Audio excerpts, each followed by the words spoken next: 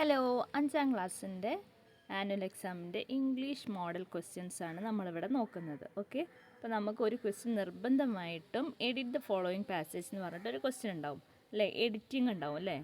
Okay, അപ്പോൾ ഇവിടെ തന്നിട്ടുള്ളത് നോക്കാം. ഇവിടെ നമുക്കൊരു പാസേജ് തന്നിട്ടുണ്ടല്ലേ, ഈ എഡിറ്റിംഗ് ആട്ടോ നമ്മൾ പറയുന്നത്. അപ്പോൾ നമുക്കത് തന്നിട്ടുള്ളത് വായിച്ച് നോക്കാം. When I gave the picture of water to the old man, he did something amazing. He got up with great difficulty. Instead of drinking the water, he walked up to the withered sapling on a mango tree. It had sprouted the seed from which had been thrown away by a wayfarer. Okay? Yes, അപ്പോൾ ഇതിലെന്തൊക്കെയാണ് mistake ഉള്ളത് അവിടെ underline ചെയ്ത് തന്നിട്ടുണ്ട്. അപ്പോൾ അതിലെന്തൊക്കെയോ പ്രശ്നങ്ങളുണ്ട്, അത് നമ്മളോടൊന്ന് edit ചെയ്യാനാണ് പറയുന്നത്. അപ്പോൾ ആദ്യം തന്നെ നമുക്ക് നോക്കാം. ഐ ഗേവ് ദ പിക്ചർ, അവിടെ സ്പെല്ലിങ് തെറ്റാണല്ലേ. യെസ്, അപ്പോൾ എഡിറ്റിങ്ങിൽ എന്തൊക്കെയായിരിക്കും ഉണ്ടാവുക? സ്പെല്ലിങ് ഉണ്ടാവും, അതുപോലെ തന്നെ വേർഡ്സ് ഷഫിൾ ചെയ്ത് കൊടുക്കും അല്ലേ, അങ്ങോട്ടും ഇങ്ങോട്ടും മാറ്റി കൊടുക്കാൻ ചാൻസ് ഉണ്ട്. പിന്നെ അതുപോലെ ടെൻസ് മാറ്റി കൊടുക്കും അല്ലേ. അപ്പോൾ നമുക്ക് നോക്കാം. ഇവിടെ PICHER ആണ് തന്നിട്ടുള്ളത് നമുക്ക് സ്പെല്ലിങ് അല്ലേ. അപ്പോൾ ശരിക്കും എന്താണ്? PITCHER ആണ് കേട്ടോ. ഓക്കെ ആണല്ലോ. അപ്പോൾ ഇതാണ് ഇവിടുത്തെ മിസ്റ്റേക്ക്. ഇനി അടുത്തത് എവിടെയാണ് അണ്ടർലൈൻ ചെയ്തത് നോക്കാം. ഓക്കെ, ഇതാ ഇവിടെ ഉണ്ട്. He got up with great difficulty. ഇവിടെ എന്താ പ്രശ്നം? He got up with great difficulty നമുക്ക് കാണുമ്പോൾ വലിയ പ്രശ്നമൊന്നും തോന്നില്ല. പക്ഷേ ഇവിടുത്തെ പ്രശ്നം എന്താണെന്ന് വെച്ചാൽ ഫുൾ സ്റ്റോപ്പ് കഴിഞ്ഞിട്ട് വന്നത് സ്മോൾ ലെറ്റർ ആണല്ലേ. യെസ്, എപ്പോഴും ഫുൾ സ്റ്റോപ്പ് കഴിഞ്ഞ് വരുന്നത് ക്യാപിറ്റൽ ലെറ്റർ ആയിരിക്കും. നിങ്ങൾക്ക് ഈ സെൻറ്റൻസിൽ തന്നെ നോക്കാം. അതാ ഇവിടെ നോക്കൂ, ഇവിടെ ഫുൾ സ്റ്റോപ്പ് കഴിഞ്ഞ് ഇൻസ്റ്റഡ് കണ്ടില്ലേ, ഇവിടെ I ക്യാപിറ്റലാണ് അല്ലേ. ഇനി ഇവിടെ നോക്കൂ, ഇവിടെ W ക്യാപിറ്റലാണ് അല്ലേ. ഫുൾ സ്റ്റോപ്പ് കഴിഞ്ഞ് വരുന്ന അടുത്ത വാക്കിൻ്റെ ഫസ്റ്റ് ലെറ്റർ എപ്പോഴും ക്യാപ്സ് ആയിരിക്കണം, ക്യാപിറ്റൽ ലെറ്റർ ആയിരിക്കണം. ഓക്കെ, അപ്പോൾ ഇവിടെ എന്താണ് മാറ്റം വന്നത്? ഇവിടെ ഹീ ഇങ്ങനെ എഴുതണമായിരുന്നു അല്ലേ. യെസ്, ഓക്കെ ആണല്ലോ. ഇനി അടുത്തത് നോക്കാം. Great difficulty. Instead of drinking the water, he walk up to the withered sapling on a mango tree. ഇവിടെ വാക്കാണ് അല്ലേ, വാക്കപ്പാണ്. അപ്പോൾ അവിടെ എന്താ വേണ്ടത്? അവിടെ പാസ്റ്റ് ടെൻസത്തെ കാര്യമാണ് പറയുന്നത് അല്ലേ. അപ്പോൾ എന്താണ് വേണ്ടത്? വാക്ക്ഡാണ് വേണ്ടത്. ഓക്കെ, വാക്ക്ഡ് കേട്ടോ. ഇനി അടുത്തത് നോക്കാം.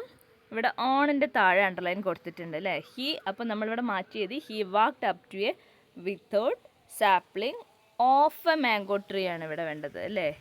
യെസ്, ഇവിടെ ഓഫാണ് വേണ്ടത് കേട്ടോ, ഓഫ് എ മാംഗോ ട്രീ ആണ്. ഓക്കെ, പിന്നെ അടുത്തത് എന്താ? It had sprouted the seed from.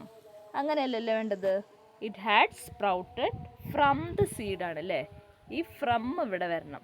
Okay, from the seed എന്നാണ് അവിടെ കൊടുക്കേണ്ടത്, ഫ്രം ദ സീഡ്. ഓക്കെ ആണല്ലോ. യെസ്, ഇനി നമുക്ക് അടുത്ത ആക്ടിവിറ്റി നോക്കാം. ഓക്കെ, ഇവിടെ ആക്ടിവിറ്റി 4 എന്താ കൊടുത്തിട്ടുള്ളത്? ഗ്രീറ്റിംഗ് കാർഡ് ഉണ്ടാക്കാനാണല്ലേ. Paru decided to celebrate HUM's 68th birthday. She prepared a beautiful birthday greeting card for her grandma. Prepare the greeting card. Okay, നമ്മൾ ഒരു ഗ്രീറ്റിംഗ് കാർഡ് പ്രിപ്പയർ ചെയ്യുമ്പോൾ എന്താ വേണ്ടത്? നല്ലൊരു ലേ ഔട്ട് വേണം അല്ലേ. ഗ്രീറ്റിംഗ് കാർഡ് ആകുമ്പോൾ നിങ്ങൾക്ക് എല്ലാവർക്കും അറിയായിരിക്കും അല്ലേ ഗ്രീറ്റിംഗ് കാർഡ് ഉണ്ടാക്കാൻ. അപ്പം നമ്മൾ നല്ലൊരു ബോർഡർ കൊടുക്കണം. എന്നിട്ട് നമ്മൾ ഇവിടെ എന്ത് എഴുതണം? ഹാപ്പി ബർത്ത്ഡേ HUM എന്ന് എഴുതണം അല്ലേ. Happy birthday. നിങ്ങളിത് ഫ്രണ്ട്സിനൊക്കെ ഉണ്ടാക്കി കൊടുത്തിട്ടുണ്ടാവും അല്ലേ. യെസ്, എന്നിട്ട് പിന്നെ എന്ത് എഴുതാം?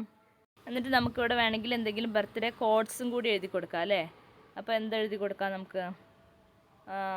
ഓക്കെ, അപ്പം കീപ്പ് യുവർ സ്മൈൽ ഉള്ളിൽ വേണം കേട്ടോ എഴുതാൻ. ഇതിവിടെ ബോർഡർ മാറിപ്പോയി. Keep your smile as always എന്ന് എഴുതി കൊടുക്കുക അല്ലേ. എപ്പോഴും എന്ത് ചെയ്യാനാണ് പറഞ്ഞത്? ചിരിച്ചിരിക്കാൻ വേണ്ടിയിട്ട്. അപ്പോൾ നമുക്ക് happy birthday HUM, keep your smile as always. എന്നിട്ട് ഇവിടെ വേണമെങ്കിൽ ഒരു പൂവിനൊക്കെ വരച്ചു കൊടുക്കാം കേട്ടോ, പൂക്കളും. ഇവിടെ വേണമെങ്കിൽ ഒരു കേക്കോ നിങ്ങൾക്ക് ഇഷ്ടമുള്ള പോലെ, പിന്നെ അതുപോലെ ബലൂണ്. അപ്പോൾ എത്രത്തോളം മനോഹരാക്കാൻ പറ്റും അത്രത്തോളം ചെയ്യുക. ഓക്കെ, നിങ്ങൾക്ക് എല്ലാവർക്കും ഗ്രീറ്റിംഗ് കാർഡ് ഉണ്ടാക്കാനൊക്കെ അറിയായിരിക്കും. അപ്പം നമ്മൾ ശ്രദ്ധിക്കേണ്ട കുറച്ച് കാര്യം മാത്രം പറയാം. നന്നായിട്ടൊരു ലേ ഔട്ട് വേണം അല്ലേ. ഒരു പ്രോപ്പർ ലേ ഔട്ട് എന്തായാലും ഗ്രീറ്റിംഗ് കാർഡിന് ഉണ്ടായിരിക്കണം. പിന്നെ നമ്മളെ ഈ ഐഡിയ അല്ലേ, എന്താണ് ഇവിടെ ബർത്ത്ഡേ സെലിബ്രേഷനാണ്, അപ്പോൾ ആ കാര്യം ഇവിടെ പറയണം. ഓക്കെ, പിന്നെ എന്താ വേണ്ടത്? നല്ല കറക്റ്റായിട്ടുള്ള വേർഡ്സ് വേണം അല്ലേ. യെസ്, നമ്മൾ ഇപ്പോൾ കുറച്ച് കോഡ്സൊക്കെ ആഡ് ചെയ്യാൻ പറ്റുമെങ്കിൽ ആഡ് ചെയ്യാം. അപ്പോൾ സ്പെല്ലിംഗ് ഒക്കെ തെറ്റാതെ നല്ല രീതിയിൽ അത് പ്രസൻറ്റ് ചെയ്യാം. ഓക്കെ ആണല്ലോ. അടുത്ത ആക്ടിവിറ്റി നോക്കൂ, ഒരു ലെറ്റർ എഴുതാൻ വേണ്ടിയിട്ടാണ്. Bill and Mig spend a day together at grandpa's farm helping him with the farm work. While they were busy the bees got disturbed and attack the boys. അപ്പോൾ എന്താണ്, ഇവർ grand പാൻ്റെ ഫാമിൽ help ചെയ്യാൻ പോയതാണല്ലേ. അപ്പോൾ പെട്ടെന്ന് എന്താ സംഭവിച്ചത്? ഈ ബീസ് വന്നിട്ട് ഇവരെ അറ്റാക്ക് ചെയ്തു അല്ലേ, ഈ ബോയ്സിനെ അറ്റാക്ക് ചെയ്തു. അപ്പോൾ ഇനി ഇവിടെ എന്താണ്? Bill wrote a letter to his friends narrating all the incidents happen on that day. അപ്പോൾ ബില്ലൊരു കത്ത് എഴുതുകയാണ് അല്ലേ, ബില്ലിൻ്റെ ഫ്രണ്ടിന് ഒരു കത്ത് എഴുതുകയാണ്. അന്നുണ്ടായ സംഭവങ്ങളെല്ലാം എഴുതിയിട്ട് പറഞ്ഞിട്ടൊരു കത്ത് അവൻ്റെ ഫ്രണ്ടിന് അയക്കുകയാണ്. അപ്പോൾ അങ്ങനത്തെ ഒരു കത്ത് നമ്മളോട് അയക്കാനാണ് പറഞ്ഞത് അല്ലേ, ബില്ല് എഴുതുന്ന പോലൊരു ലെറ്റർ. അപ്പം നമ്മൾ ആദ്യം തന്നെ എന്ത് ചെയ്യണം? ഇത് നിങ്ങൾ എക്സാം ഷീറ്റാണെന്ന് വിചാരിക്കുക കേട്ടോ. അപ്പോൾ ആദ്യം തന്നെ ഇവിടെ അഡ്രസ്സ്, ആരാണോ കത്ത് എഴുതുന്നത് അതിൻ്റെ അഡ്രസ്സ്. ഇപ്പം നിങ്ങളാണ് കത്ത് എഴുതുന്നുണ്ടെങ്കിൽ നിങ്ങളുടെ പേര് ഇവിടെ എഴുതുക. ഇപ്പോൾ ബില്ല് കത്ത് എഴുതുകയാണെങ്കിൽ ഇവിടെ ബില്ലിൻ്റെ പേര് എഴുതുക. ഓക്കെ, എന്നിട്ട് ബില്ലിൻ്റെ അഡ്രസ്സ് ഇവിടെ എഴുതുക. ഓക്കെ ആണല്ലോ. ആദ്യം ഞാൻ പറയാം. അപ്പോൾ ഇത് നിങ്ങളുടെ ആൻസർ ഷീറ്റ്. ഇവിടെ ബില്ലിൻ്റെ അഡ്രസ്സ് ഇവിടെ. നമ്മളിവിടെ ഡേറ്റ് ഇടണം കേട്ടോ. ഇവിടെ ഡേറ്റ് എഴുതി കൊടുക്കുക. പിന്നെ അടുത്തത് എന്താണ്? നിങ്ങൾക്ക് എല്ലാവർക്കും ഈ ഫോർമാറ്റ് അറിയായിരിക്കും. അടുത്തത് നിങ്ങൾ ആർക്കാണോ കൊടുക്കുന്നത്, നിങ്ങളിപ്പോൾ ജാക്കിനാണ് കൊടുക്കുന്നത്, അപ്പോൾ ടു ജാക്ക്, ഇവിടെ ഇങ്ങനെ ടു ജാക്ക് എന്ന് എഴുതാം. ഓക്കെ, അപ്പോൾ ഇവിടെ ആദ്യം തന്നെ കത്ത് എഴുതുന്ന ആളെ പേര് അഡ്രസ്സ് വേണം. പിന്നെ ഇവിടെ കൊടുക്കുന്ന ആളെ പേരും അഡ്രസ്സും വേണം. എന്നിട്ട് നമുക്ക് എന്ത് എഴുതാം? ഡിയർ ജാക്ക് അല്ലേ.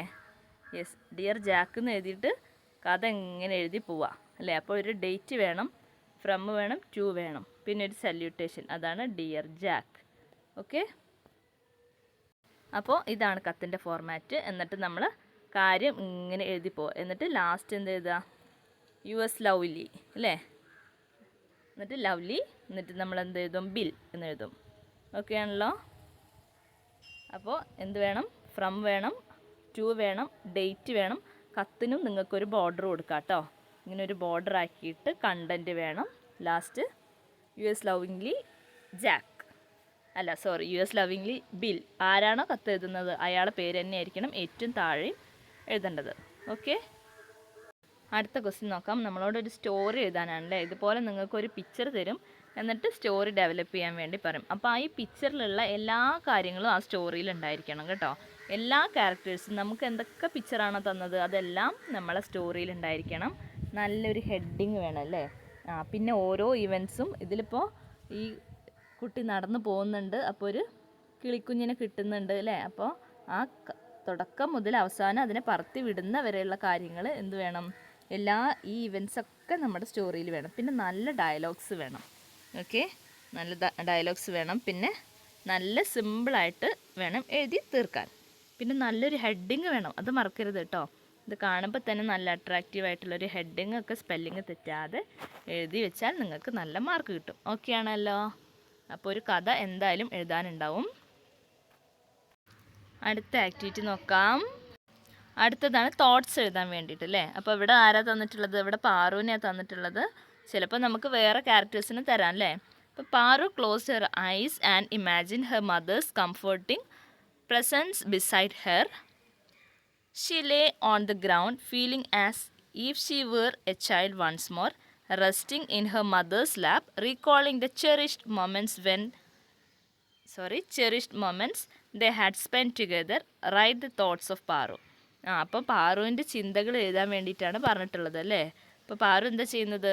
ഷീ ലേ ഓൺ ദ ഗ്രൗണ്ടിൽ കിടക്കുകയാണ്. Feeling as she were a child once more, ഒന്നുകൂടെ കുഞ്ഞായിരുന്നെങ്കിൽ എന്ന് ആലോചിക്കുകയാണ്. എന്നിട്ട് അമ്മയുടെ മടിയിൽ കിടക്കുന്നത് പോലെ അല്ലേ. Resting in her mother's lap, recalling the cherished moments they had spend together.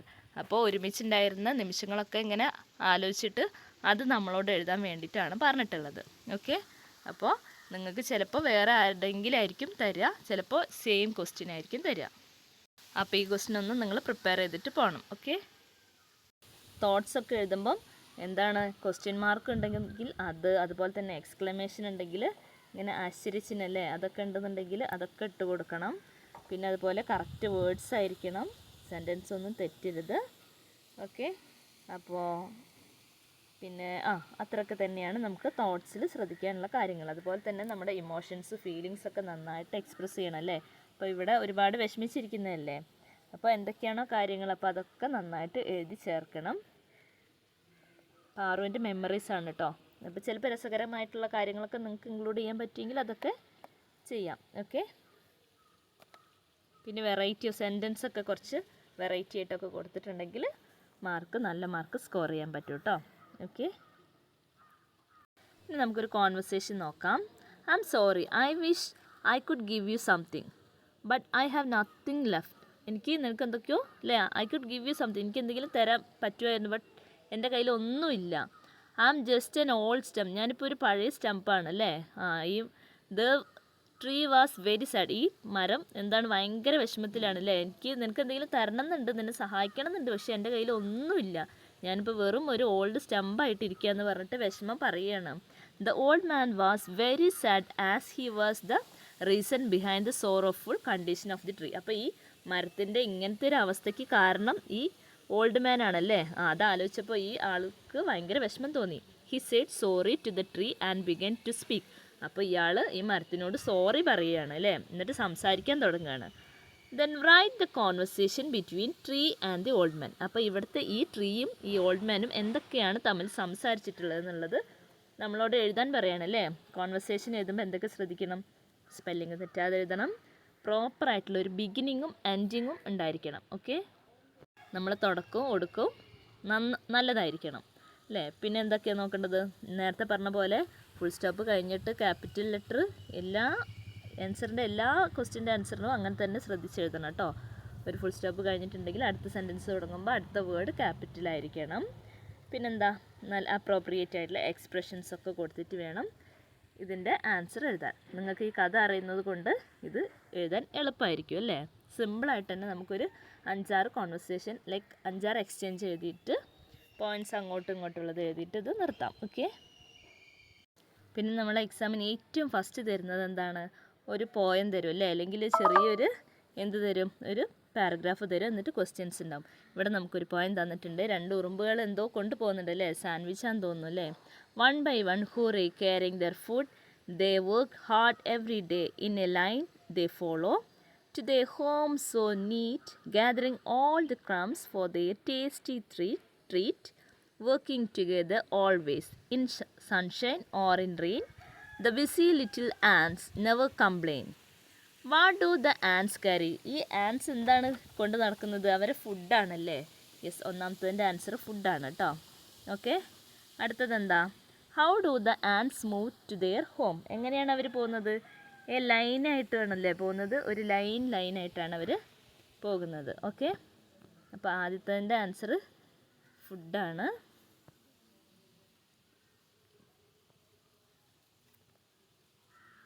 Food. പിന്നെ രണ്ടാമത്തെ അവരെങ്ങനെയാണ് പോകുന്നത്, ലൈനായിട്ടാണ് അവർ പോകുന്നത് അല്ലേ. What do the ants gather for? അവരെന്ത് ചെയ്യുന്നത്, അവരെന്തിനാണ്, ഫോർ ദെയർ ടേസ്റ്റി ട്രീറ്റ് ആണ് അല്ലേ. Yes, for their tasty treat. Okay ആണല്ലോ. അടുത്ത ക്വസ്റ്റ്യൻ എന്താ, when do the ants work hard? എപ്പോഴാണ് അവർ ഒരുമിച്ച് വർക്ക് ചെയ്യുന്നത്, ഒരുപാട് കഷ്ടപ്പെടുന്നത് എപ്പോഴൊക്കെയാണ്? Always in sunshine and in rain അല്ലേ. Working together always in sunshine or in rain. Okay, അതാണ് ഫോർത്തിൻ്റെ ആൻസർ. ഓക്കെ ആണല്ലോ. അടുത്ത ക്വസ്റ്റ്യൻ നോക്കാം. Pick out 2 pairs of rhyming words from the poem. Rhyming words എന്ന് പറഞ്ഞാൽ എന്താണ്, നമ്മൾ നേരത്തെ പറഞ്ഞിട്ടുണ്ട്, ഈ ഓരോ വരിയുടെയും അവസാനം ഒരേപോലെ വരുന്ന സൗണ്ട്സ് അല്ലേ. യെസ്, അപ്പം നമുക്കിവിടെ നോക്കാം. ഇവിടെ ഏതാണുള്ളത്, ഇവിടെ നമുക്ക് നീറ്റ് ട്രീറ്റ് പറയുമ്പോൾ ഒരുപോലെ വരുന്നില്ലേ, നിങ്ങളപ്പോൾ ഒന്ന് വായിച്ച് നോക്കിയാൽ നിങ്ങൾക്ക് കിട്ടും കേട്ടോ. ഏറ്റവും അവസാനത്തെ വേർഡായിരിക്കും. നീറ്റ് ട്രീറ്റ് പറയുമ്പോൾ ഒരേപോലെ ആയിരിക്കും. പിന്നെന്താ, റെയിൻ കംപ്ലെയിൻ വരുന്നുണ്ട്. ഓക്കെ, ഇവിടെ റെയിൻ കംപ്ലെയിൻ നീറ്റ് ട്രീറ്റ് അല്ലേ? യെസ്. ഓക്കെ, അപ്പോൾ ഇതാണ് ഇതിലെ റൈമിങ് വേർഡ്സ്. ഓക്കെ ആണല്ലോ. അപ്പോൾ ഇത്രയും ക്വസ്റ്റ്യൻസ് ആണ് നിങ്ങൾക്ക് ഉണ്ടാവുക. അപ്പോൾ നന്നായിട്ട് പ്രിപ്പയർ ചെയ്യുക. Okay, all the very best.